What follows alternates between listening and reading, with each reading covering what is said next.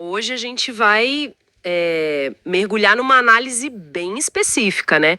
Focada lá em Daniel capítulo 8, versículos 13 e 14. Isso mesmo.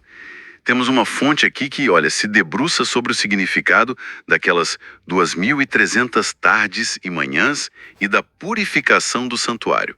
Exato. E a nossa missão aqui é entender essa interpretação particular, desvendar os pontos-chave dela. Então vamos lá.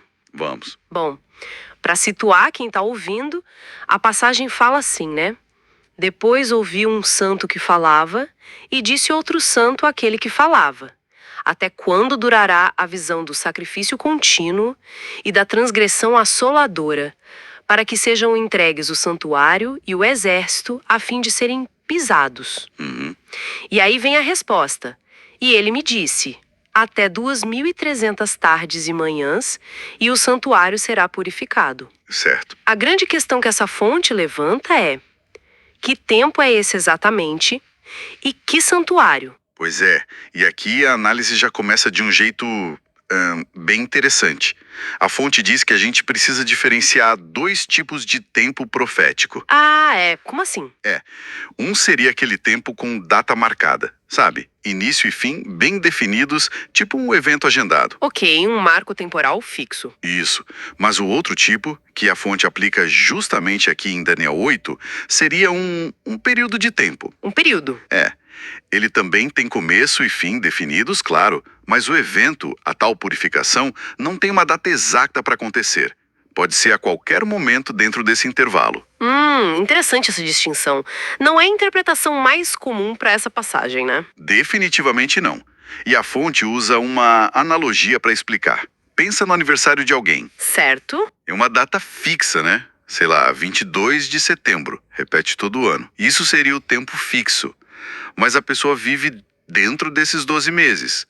Ela pode, infelizmente, falecer a qualquer momento nesse período. Entendi. O aniversário vai chegar, mas a pessoa pode não estar mais lá. Exato. Da mesma forma, as 2.300 tardes e manhãs, que a fonte interpreta como 2.300 anos, usando o princípio dia-ano, imagino. Isso, embora a fonte não detalhe muito essa parte. Mas a ideia é que esses 2.300 anos definem um período. A purificação aconteceria dentro dele, não obrigatoriamente no finzinho. E esse período começaria a contar a partir da resposta lá no versículo 14. Faz sentido, dentro dessa lógica de tempo como período. Mas aí, o santuário. Essa palavra geralmente leva a gente a pensar num templo, né? Numa construção. Pois é. E é aqui que a interpretação da fonte fica bem diferente, não é? Totalmente. A leitura mais comum foca lá no Templo de Jerusalém ou talvez num santuário lá no céu. Mas essa fonte, ela muda o foco de um jeito radical? Como assim? Ela argumenta que o santuário, no sentido mais básico, mais original, somos nós, o ser humano. Nossa, o ser humano como santuário. Exatamente. Cita Adão e Eva no Éden. Eles teriam sido criados como os primeiros santuários feitos para serem habitação do Espírito Santo. Nossa! Então, o ponto-chave dessa interpretação é tirar o foco do lugar físico e colocar na condição espiritual da pessoa, é isso? Precisamente. É a grande virada que a fonte propõe. É uma ideia bem contraintuitiva se a gente compara com a visão tradicional, né? Com certeza. E como a fonte sustenta isso? Quer dizer, a ideia do santuário humano. Bom, ela argumenta que com o pecado, lá no início, esse santuário humano original ficou contaminado, impróprio para Deus habitar. Essa separação entre Deus e a humanidade seria, então, a profanação desse templo original. Daí, a purificação do santuário que Daniel viu não seria limpar um prédio.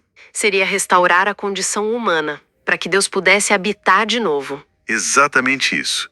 Seria restaurar a pessoa para ser morada de Deus de novo. E como essa purificação aconteceria, então, nessa linha de raciocínio? Aí a fonte conecta tudo com a obra de Cristo.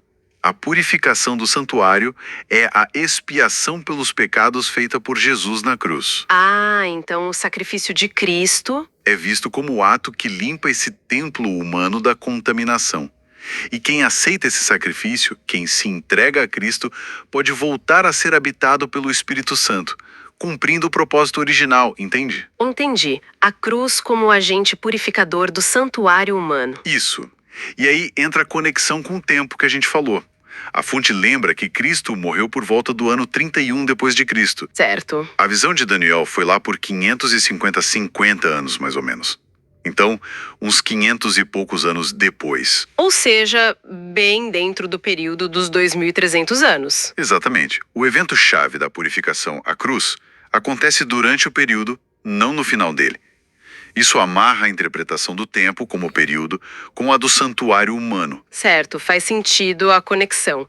E a fonte menciona outras profecias, como aquela das 70 semanas, de Daniel 9. Como ela encaixa isso? Menciona brevemente, sim, e faz uma distinção interessante.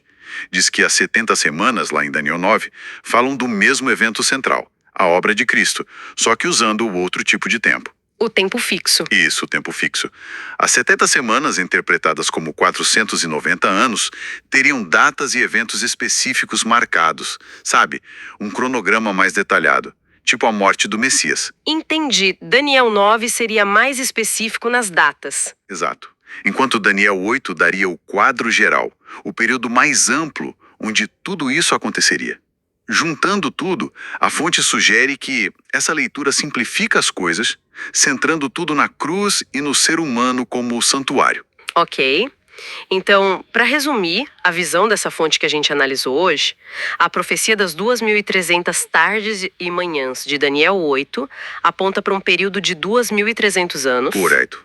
E a purificação do santuário não é sobre um templo físico, mas sim sobre a purificação espiritual do ser humano. Possibilitada pelo sacrifício de Cristo. Isso, sacrifício esse que ocorreu dentro desse período de 2.300 anos. É isso. Perfeitamente resumido. A essência é essa: o ser humano como o verdadeiro santuário e a cruz como o ato purificador central. Uma perspectiva bem focada na experiência humana e na redenção. Sim. E isso, claro, deixa a gente com uma pergunta para pensar depois, né? Se o indivíduo é esse espaço sagrado que precisa ser purificado para ser habitado, como essa ideia conversa ou talvez até diverge de outras visões sobre a natureza humana e a relação com o divino, com o transcendente? Uma boa reflexão.